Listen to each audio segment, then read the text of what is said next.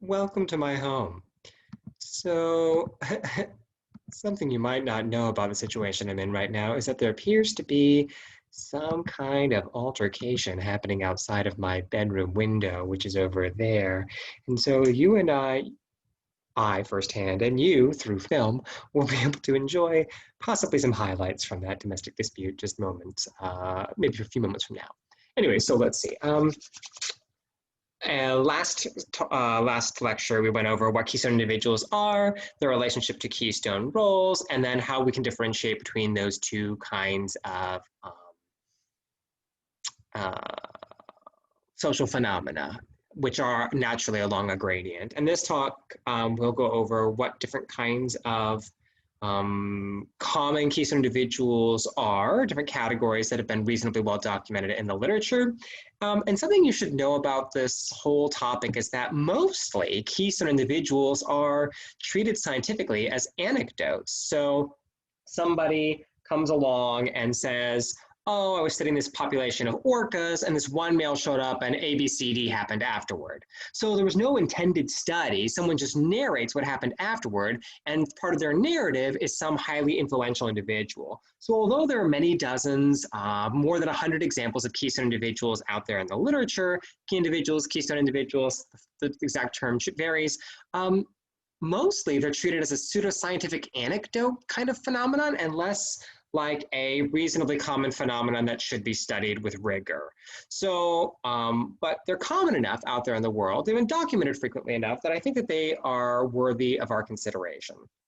By the way, I did not start my timer, so I have no idea how long I'm going.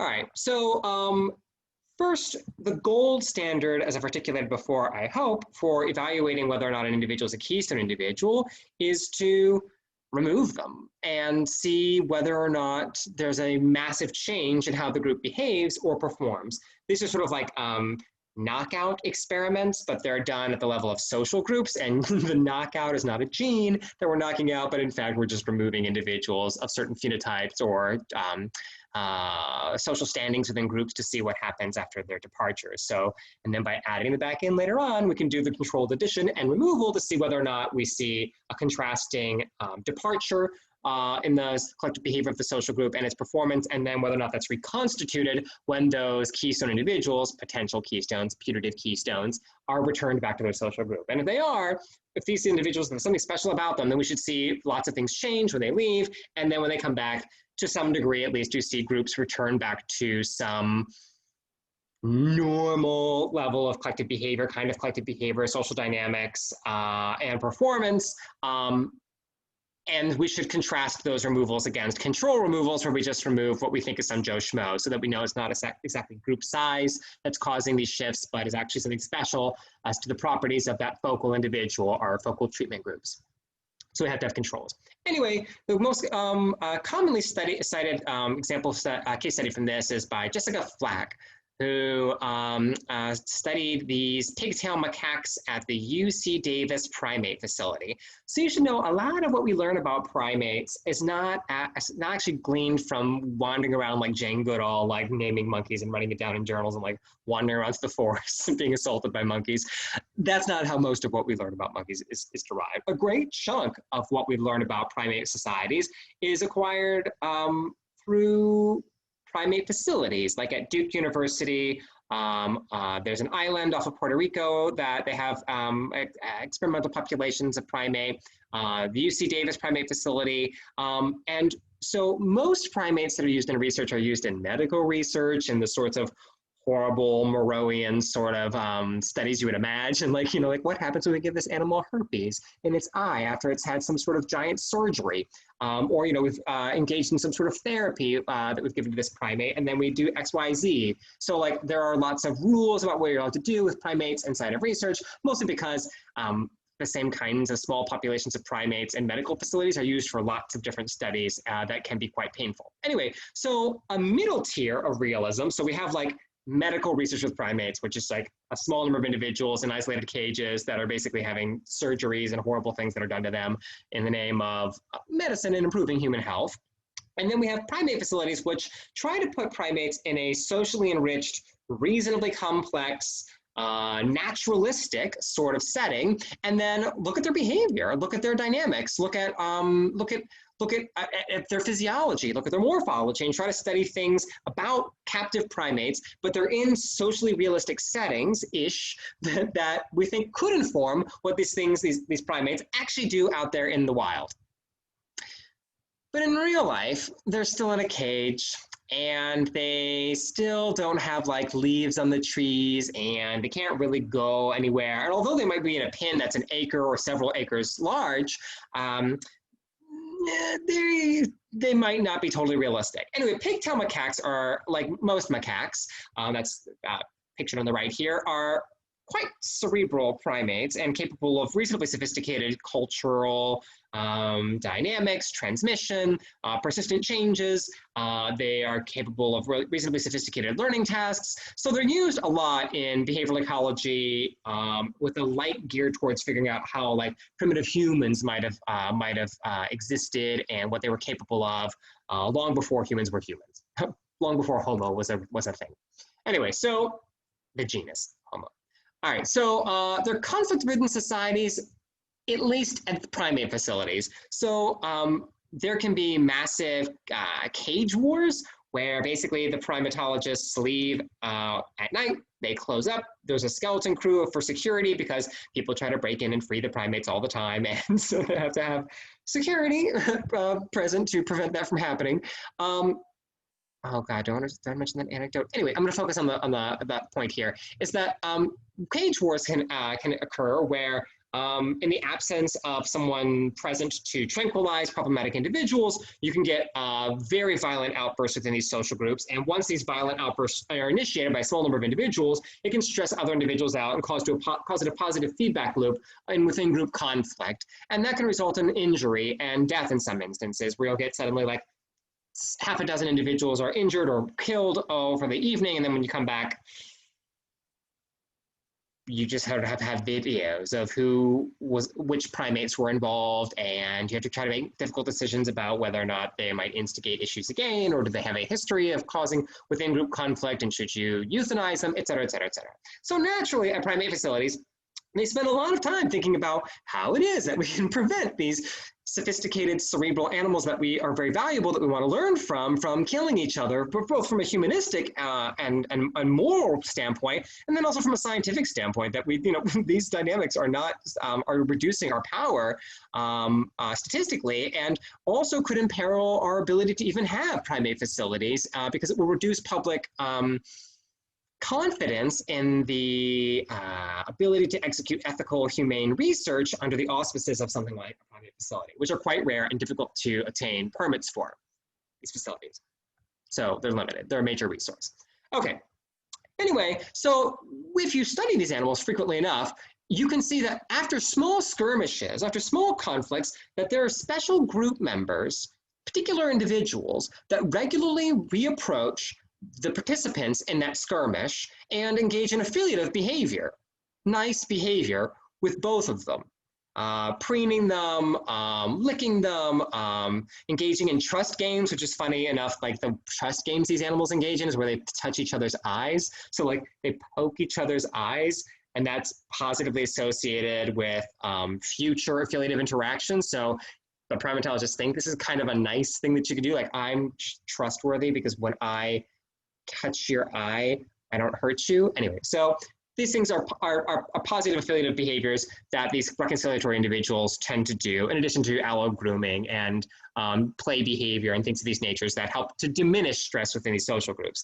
Anyway, so the question was, well, are these reconciliatory individuals actually important? Are they just or are they just like, I don't know, like social engineers that are like exploiting the conflict for their own ability to form positive social bonds in the social group and sort of like engineer their own success?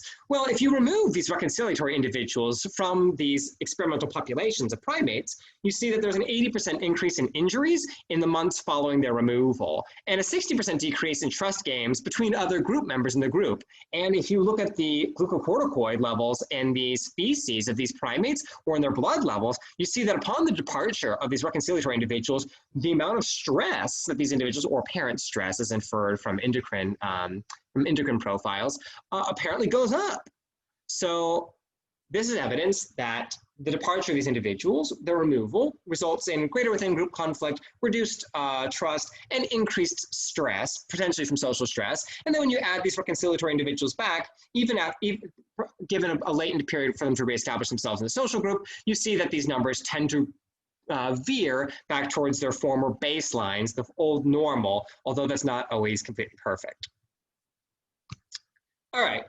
So ideally, what you do is you would be able to remove individuals and then put them back.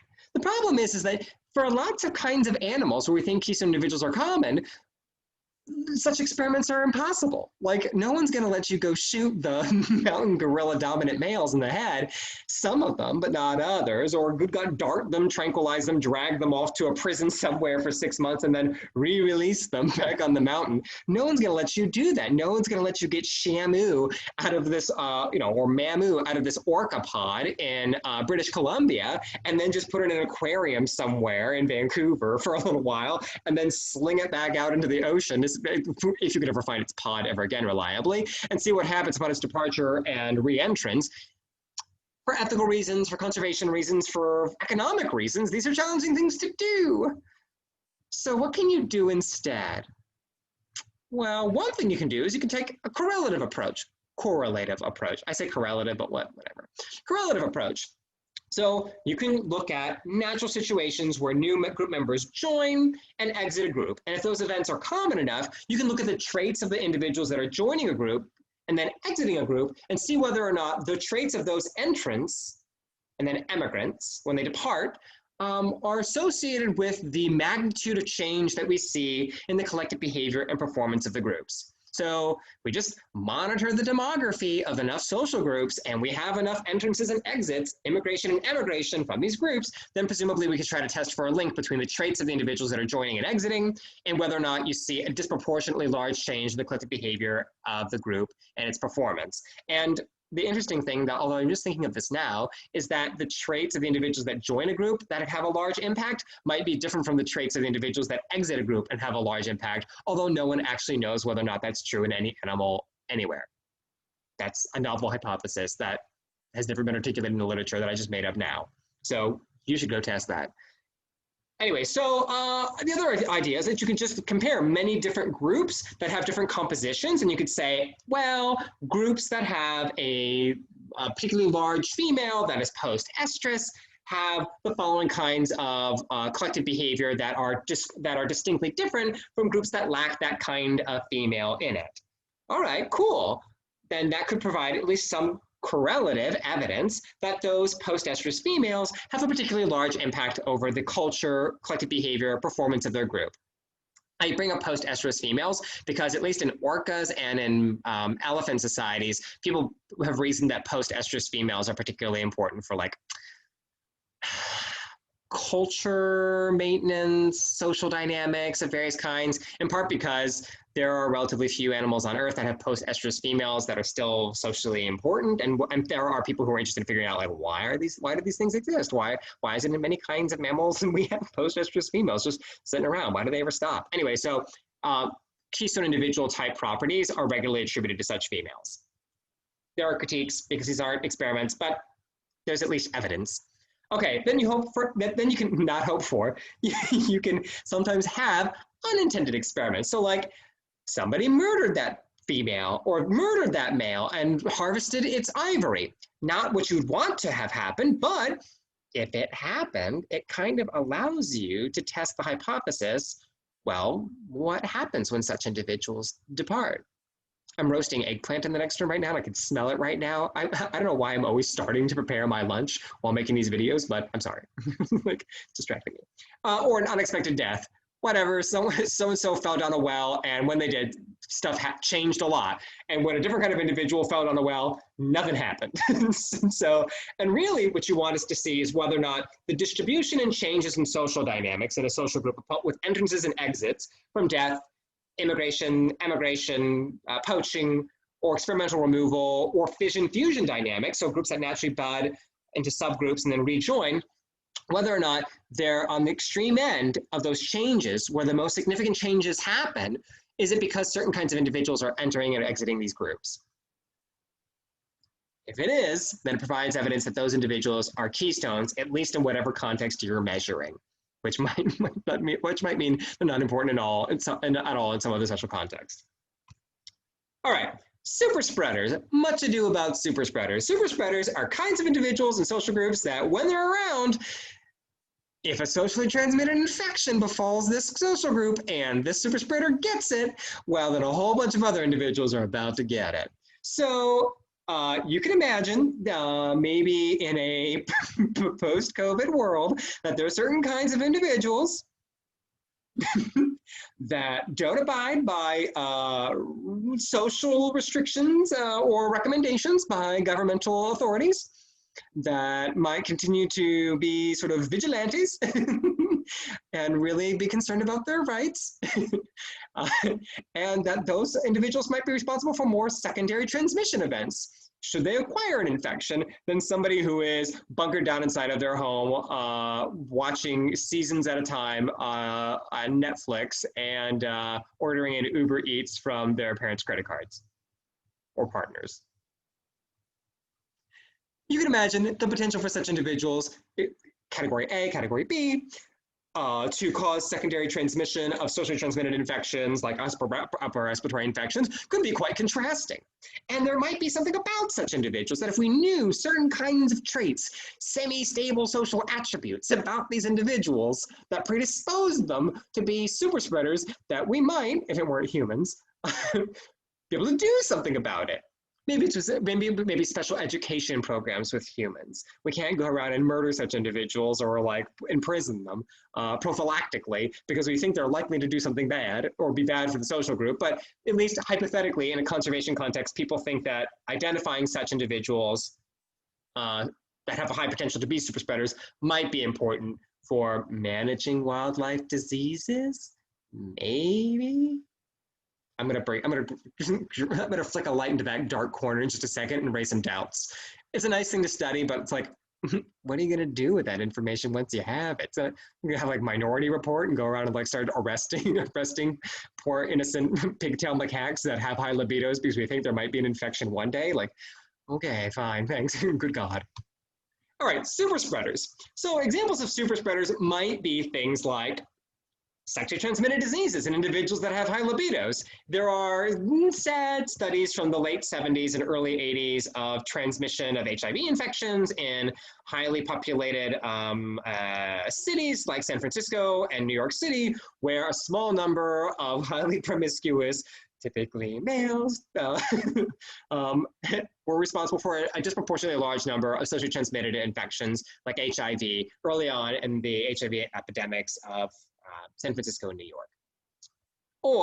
But it could be something that's non-lethal and less depressing, like herpes or HPV or whatever, something that has a low lethality and not such a morbid, horrible history associated with it. And individuals that have a high libido, that have a high frequency of partners, particularly attractive individuals, are very likely to have many sexual partners relative to some Joe Schmo, some square individual, some sexually less desirable or niche product individual, I should say, because there's no accounting for tastes.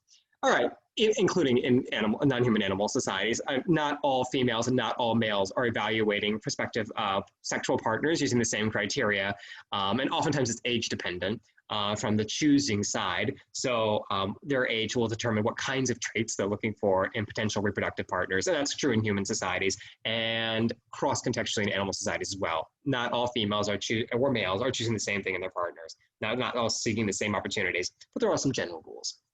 Or not rules, but trends. All right, so social transmission. So what if it's all about coughing?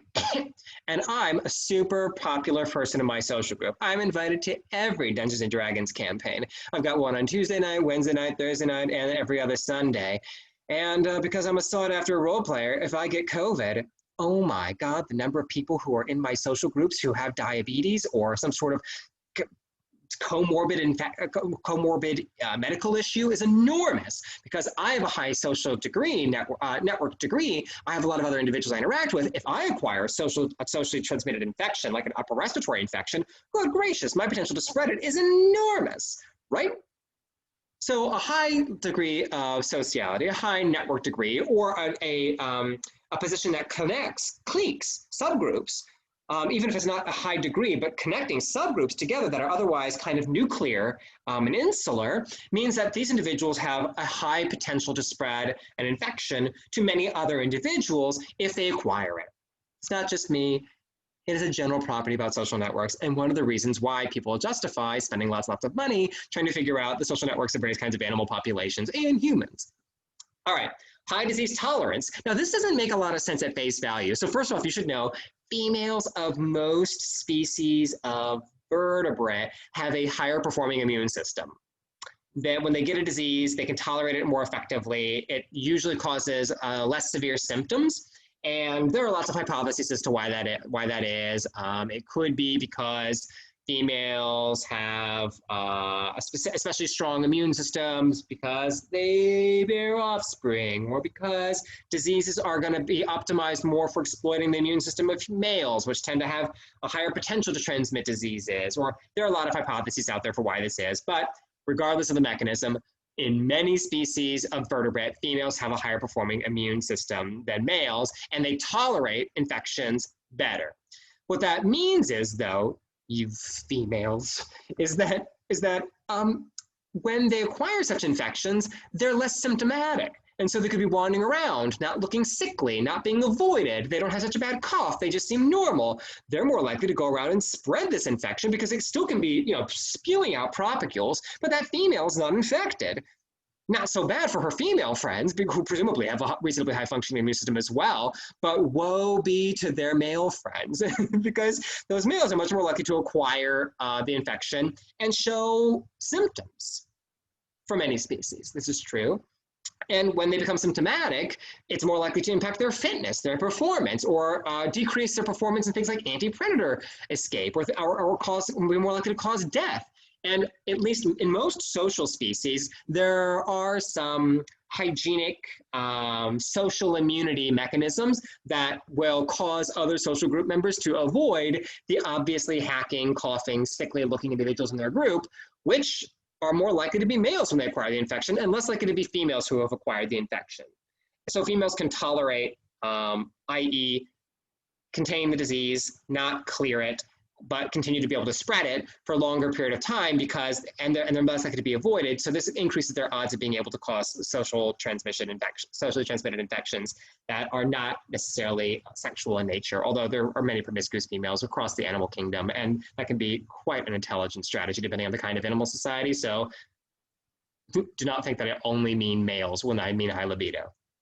All right, large home ranges, so individuals that move around a lot, if it's an environmentally transmitted infection, also tend to be super spreaders, because imagine me being some like meandering male that has something like ticks on me, which are environmentally transmitted and not socially transmitted. When I wander around and I'm, have swarming ticks all over me because I'm wandering around all over the place and entering the home ranges of other individuals and more other individuals because I have a huge home range, I'm going to be shedding those engorged ticks that are going to be laying their eggs in lots of other individuals of my species territories. And that means that I'm going to be shedding these environmentally transmitted parasites in lots of other places, latrines, watering holes, etc., where other individuals are going to be able to acquire them. So even though I might not be a particularly popular diseased male with my oodles and oodles of ticks, I can still be a super spreader because I'm a wanderer if it's environmentally transmitted.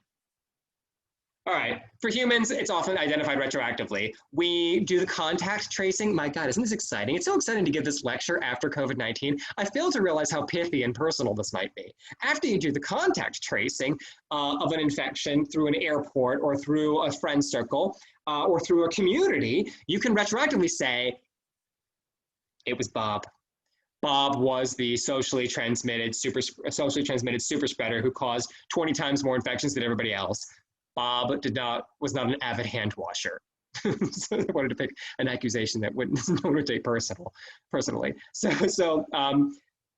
But that's not so advantageous, which ideally what you want to be able to tell is a priori, before the events even happen, we know what kinds of individuals in these animal populations or human populations where these, who are going to be the super spreaders, so that we can take prophylactic actions, right? So we can give them vaccines, we can tell them to wear a mask, we can tell them like, you got to sit this one out. No, you can't come to this social event because you know, or like whatever.